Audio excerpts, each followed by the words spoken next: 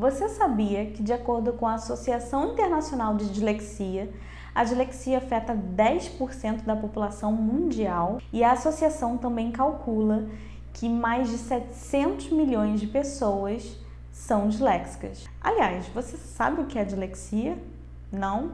Então fica nesse vídeo até o final para conhecer um pouco da minha experiência sendo uma pessoa e uma professora disléxica e também saber o que é a dislexia.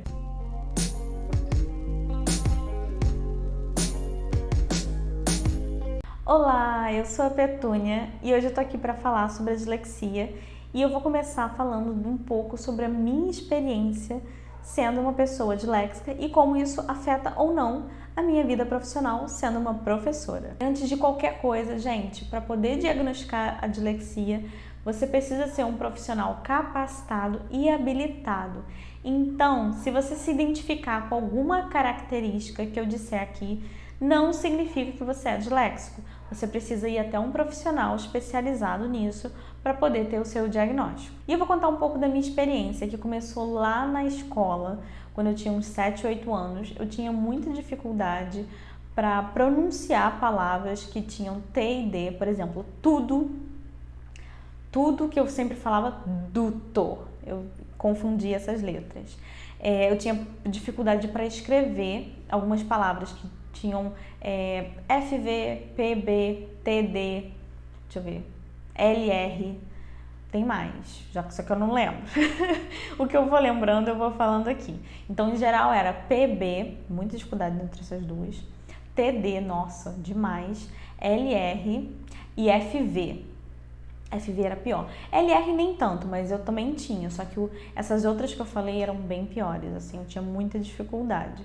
Tanto para falar quanto para escrever. Eu sempre confundia a ordem delas e isso às vezes me causava uma certa vergonha na hora de pronunciar depois que eu descobri, porque às vezes eu falava errado, na verdade geralmente eu falava errado, eu escrevia errado e não percebia. E quando eu percebia era algum tempo depois, tipo, eu escrevia e aí guardava e tal, e aí ia ver de novo e falava, eu acho que eu confundi.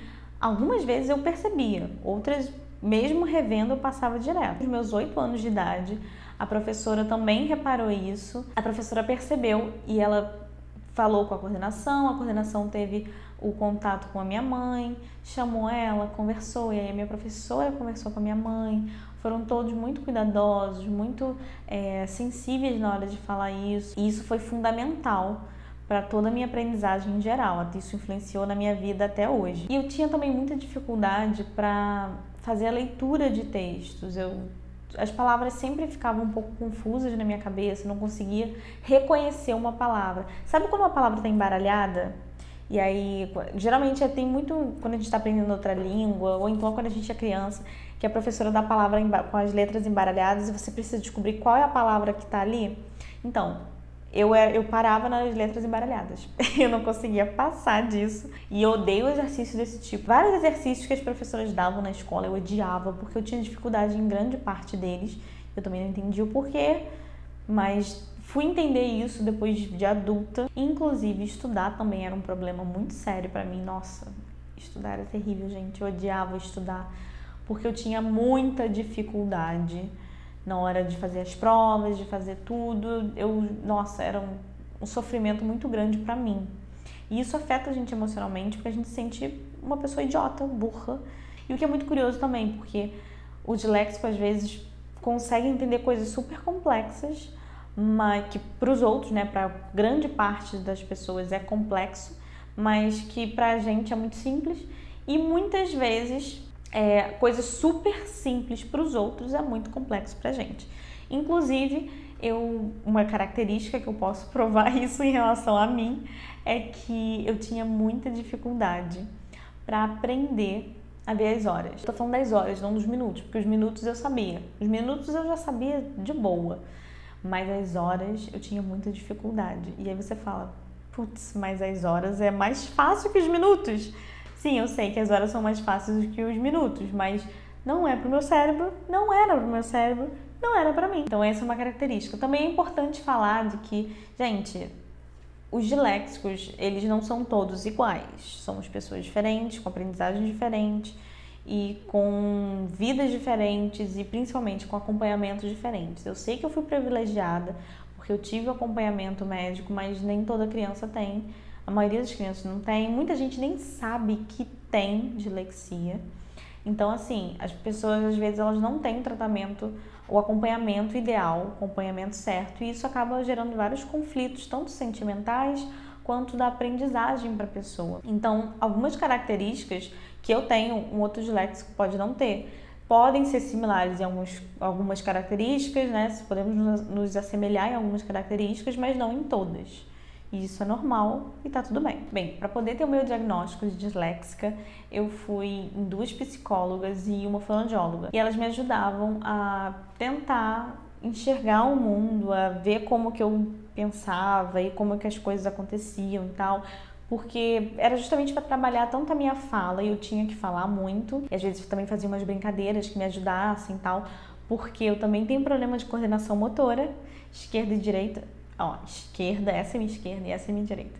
Também tenho dificuldade, hoje em dia menos, mas assim, eu tenho dificuldade de proporção muito grande. E isso está relacionado com a dislexia. E eu me lembro que na fonoaudióloga eu tinha que fazer a leitura de muitas coisas, de muitos textos e palavras que trabalhavam ali justamente aquela troca que eu fazia das palavras de P, B, T, D, F, V e LR. Fui fazendo esses exercícios, eu não lembro quanto tempo eu fiquei fazendo, mas me ajudou bastante, isso foi fundamental para minha vida. Depois de um tempo eu tive que parar de fazer, eu não lembro exatamente porquê. E as pessoas são muito intolerantes com o diferente. E isso acaba sendo um problema muito grande pra gente que é disléxico, porque você tenta sempre se fechando, né? Tipo, eu não entendi, mas não vou falar isso, né? Porque as pessoas vão olhar e vão falar, sério que você não entendeu isso? E, gente, essa não é a melhor postura, mas infelizmente quando a gente é criança, quando a gente é adolescente, a gente acaba tendo esse tipo de coisa. E a minha maneira de enfrentar tudo foi memorizar. E eu tinha muita dificuldade, inclusive geografia. Eu sempre tive muita dificuldade com mapas, compreender mapas, tudo isso também está relacionado com a dislexia. Além disso, eu podia memorizar coisas relacionadas a humanas. Mas a matemática, física e química não necessariamente, né? Biologia também, dependendo, dá para memorizar. Mas física, química e matemática era impossível. E aí eu ficava muito indignada quando as pessoas falavam: mas matemática, física e química é só você memorizar as fórmulas e tá tranquilo. Gente, aprendam uma coisa: matemática, física e química não é só memorizar aquelas porcarias daquelas fórmulas. Porque você precisa saber usar as fórmulas. E aí eu sempre falava isso para as pessoas, tipo, eu sei a fórmula, eu gravei ela, só não sei como usa. E mesmo que eu memorizasse, eu tinha dificuldade. Então, muitas vezes eu passava assim, na fé. As minhas notas não eram muito boas em matemática, física e química, nunca foram. Infelizmente, o que eu tive, nem todas as crianças têm, porque, como eu falei, as crianças geralmente que começam a apresentar características que sejam da dislexia, muita gente nem sabe nem o que é isso, não reconhece, não tem esse tato, não tem esse cuidado. Então, eu não tô culpando a escola, não tô culpando os professores, gente, porque eu sei, porque às vezes é uma turma de 60 crianças e você não tem como, né? Ficar vendo um por um. E é um problema, ao mesmo tempo, né, da nossa educação brasileira, que deveria ser trabalhada, porque não tem um acompanhamento e muitas vezes a criança vai sendo empurrada e não aprende nada e acaba chegando a um ponto que você precisa saber alguma coisa e a criança, o adolescente, o pré-adolescente, ele se sente incapaz. Então ele simplesmente sai da escola, não é mesmo? É a maneira mais fácil. Ele acha que ali não é o lugar dele, aquilo ali não é pra ele, ele simplesmente abandona. Não tô falando que é a melhor coisa a ser feita, gente, mas assim, eu sei como é que é você tentar aprender algo e você não conseguir. E você simplesmente, às vezes, é cansativo, sabe? É muito cansativo. Você simplesmente quer falar, eu não quero fazer mais isso, porque é um desgaste emocional e uma frustração tão grande que você fala, eu desisto, deixa pra lá.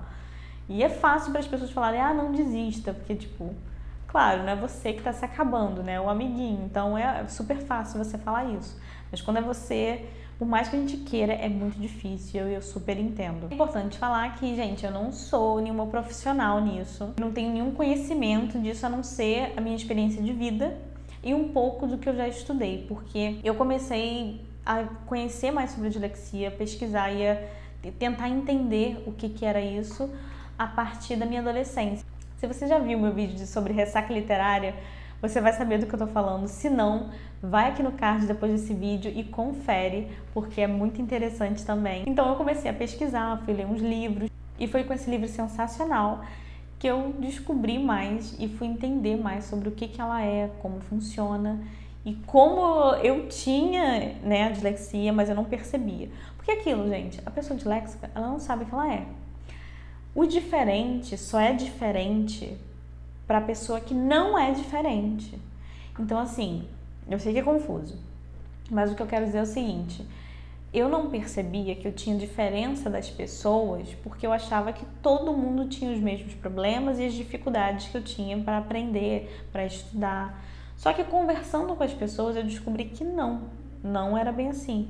Nem todo mundo chorava antes de todas as provas para estudar, nem todo mundo ficava horas quebrando a cabeça para tentar entender certas coisas. Então eu percebi que eram fatores meus, características minhas, e eu comecei a querer entender mais sobre isso. Oi, gente! Na hora que estava editando esse vídeo, eu reparei que ele ficou muito grande, então eu resolvi dividir ele em duas partes. E a segunda parte eu vou responder as perguntas que vocês deixaram lá no meu Instagram e também vou falar mais um pouco das características que são associadas à dislexia. Muito obrigada por assistir esse vídeo, não esquece de curtir, se inscrever no canal e ficar de olho porque a segunda parte vai sair em breve.